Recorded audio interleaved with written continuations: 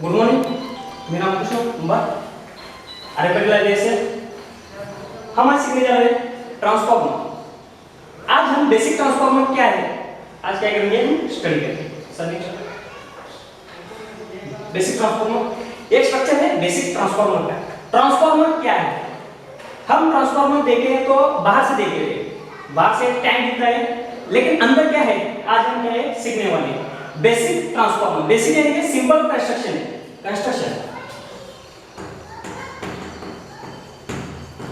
Construction यानी क्या, उसकी रचना, वो अंदर से कैसा दिखता है आज हम क्या करेंगे, स्टडी करेंगे।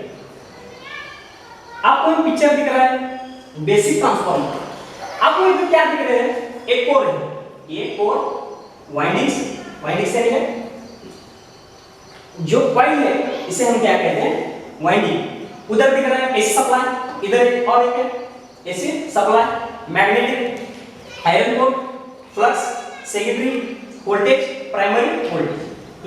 अब देखिए सिंपल कंस्ट्रक्शन है, इसका कंस्ट्रक्शन कैसा है, सिंपल है, सिंपल यानी इजी। एक कोर है,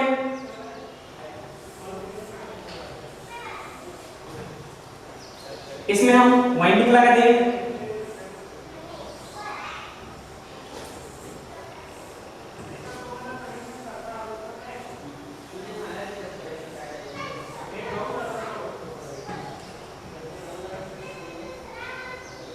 एसी सप्लाई,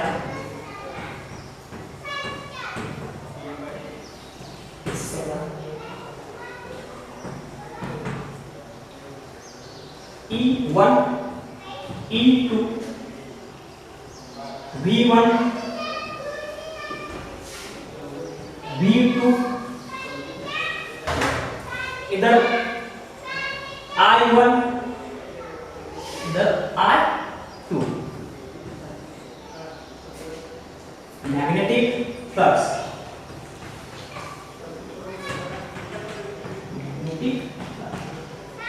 अब हम क्या करेंगे, इसकी जानकारी लेंगे।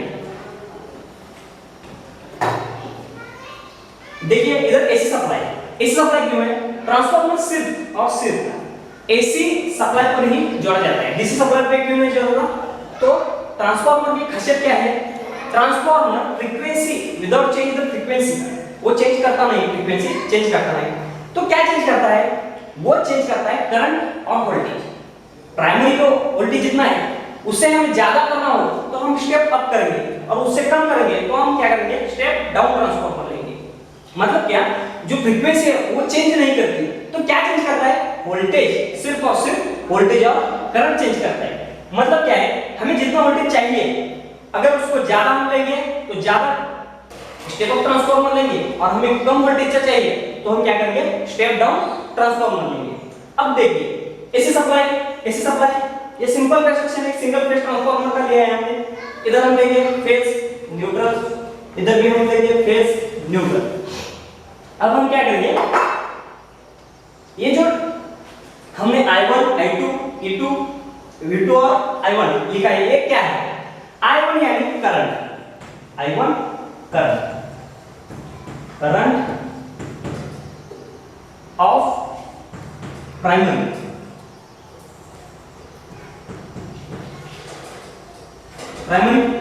I2 क्या है, करंट ऑफ सेकेंडरी यानी दूसरी साइड, ये जो ट्रांसफॉर्मर की पहली साइड है और ये दूसरी साइड है। I2 क्या है, voltage of primary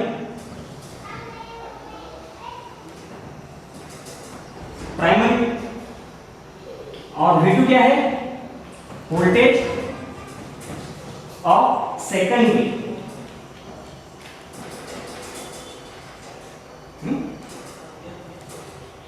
voltage of primary और वोल्टेज ऑफ सेकेंडरी। अब क्या देखते हैं, E1, E2। ट्रांसफार्मर में E1 और E2 का बहुत ही महत्व है। E1 यानी क्या, EMF, इलेक्ट्रोमोटिव फोर्स, जो ट्रांसफार्मर में जब चुंबकीय तरंगें निर्माण होती है, चुंबकीय तरंगें, तो इस चुंबकीय तरंगों को क्या कहते हैं हम? मैग्नेटिक फ्लक्स, यानी EMF। मैं E1 यानी क्या? Magnetic flux, magnetic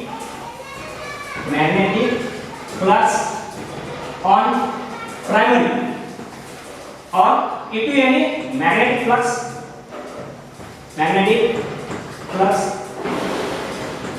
on secondary, magnetic flux on primary और मैग्नेटिक फ्लक्स ऑन सेकेंडरी। देखिए, primary winding, secondary winding. Winding यानी क्या? जो कॉइल सिर्फ और सिर्फ एक ट्रांसफार्मर को कॉइल की जाती है, उसे कहते हैं हम वाइंडिंग। ये जो दिख रहा है तो वो क्या है? कोर है। ये डॉटेड लाइंस है, उसे हम कहते हैं मैग्नेटिक फ्लक्स। ये मैग्नेटिक फ्लक्स किसने संशोधन किया है? Faraday's law. मतलब क्या? ट्रांसफार्मर जो कार्य करता है वो कार्य करने की क्षमता फैराडेज इलेक्ट्रोमोटिव म्यूचुअल इंडक्शन, मतलब क्या? फैराडेज मैग्नेटिक म्यूचुअल इंडक्शन जो प्रिंसिपल है, वो प्रिंसिपल के आधार पर ये ट्रांसफार्मर कार्य करता है।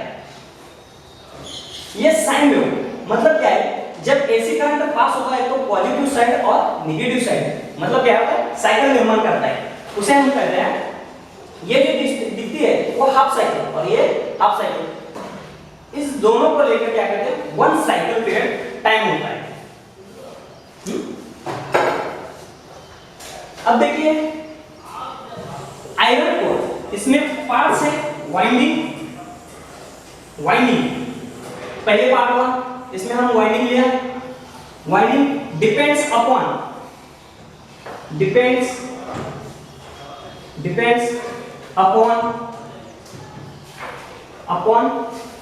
नंबर्स ऑफ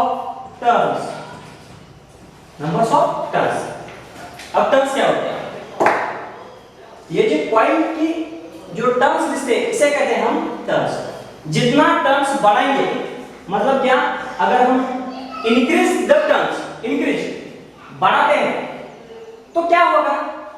जो प्राइमरी साइड को हम नंबर्स ऑफ टर्न्स बढ़ाएंगे तो इसका वोल्टेज क्या होगा? बढ़ेगा। लेकिन अगर हम सेकेंडरी का नंबर्स ऑफ टर्न्स कम करेंगे, मतलब डिक्रीज करेंगे, तो हमारा सेकेंडरी साइड का वोल्टेज एक्टिविटी भी कम हो जाएगा। मतलब क्या कहते हैं? प्राइमरी साइड को जितना वोल्टेज होगा, वो जब मैग्नेटिक फ्लक्स पास होंगे इस सेकेंडरी के साइड में, तो म्यूचुअल इंडक्शन तत्व से इधर भी क्या होगा? EMF निर्माण होगा, मतलब वोल्टेज निर्माण होगा। और ये वोल्टेज ये दो बिंदु में निर्माण होगा।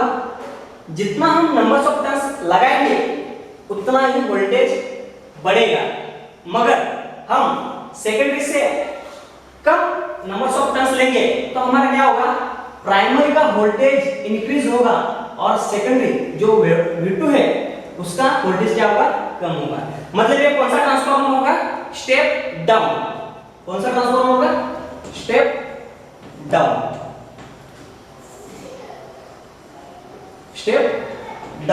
अगर नंबर्स ऑफ टर्न्स जो कम होंगे, मतलब एक एग्जांपल लेंगे, नंबर्स ऑफ टर्न्स, इधर नंबर्स ऑफ टर्न्स 20 है, सेकेंडरी को 50 नंबर्स ऑफ टर्न्स है,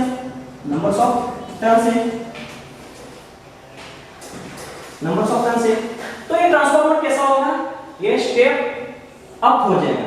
मतलब जो प्राइमरी का वोल्टेज है वो हम क्या करेंगे? सेकेंडरी को बढ़ाएंगे, उस ट्रांसफार्मर पे क्या कहेंगे?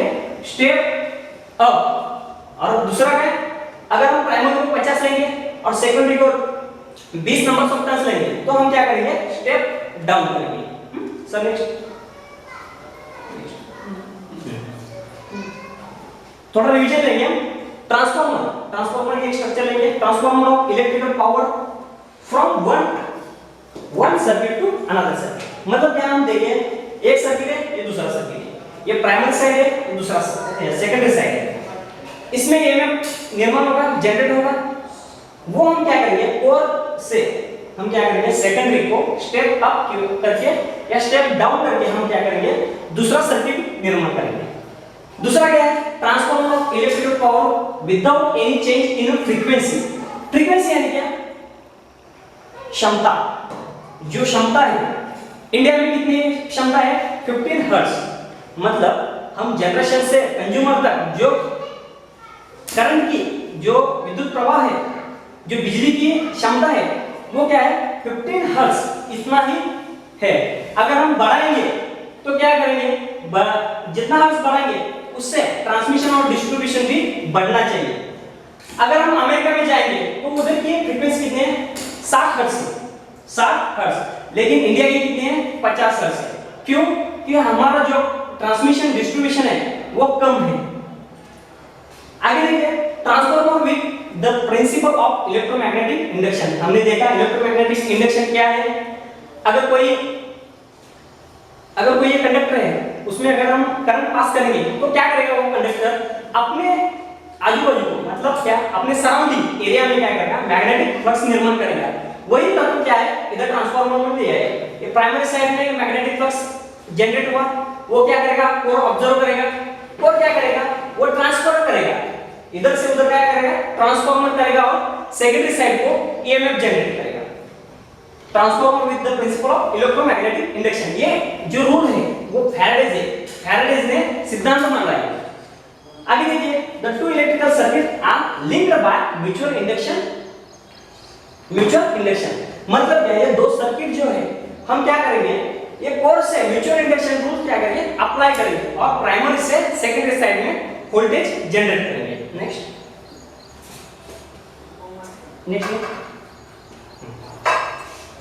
आगे का पार्ट हम देखेंगे, the ratio of transformer.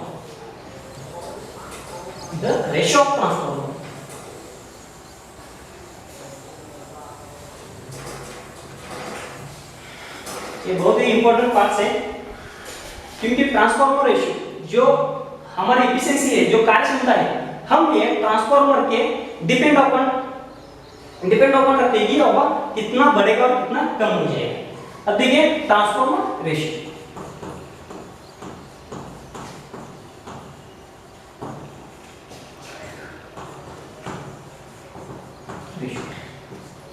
Transformer एक ऐसा डिवाइस है जो वोल्टेज कम या ज्यादा करता है। अब रेशियो यानी क्या है? प्रमाण या अनुपात। प्रमाण या अनुपात कहते हैं इसे, अनुपात। अब देखिए इसमें क्या क्या है? Ratio of the EMF induced in the secondary winding. मतलब हमने एक स्ट्रक्चर दिखा है,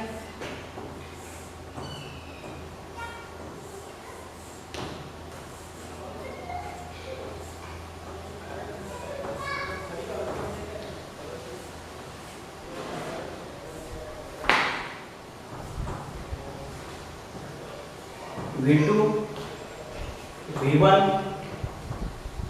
I1, E1, E2, I2, V2। Ratio of the EMF induced यानी जो निर्माण होता है इन द सेकेंडरी वाइंडिंग। ये जो सेकेंडरी वाइंडिंग है, इसमें जो ईएमएफ जनरेट होता है, मतलब E2 मतलब E2 से E1 तक।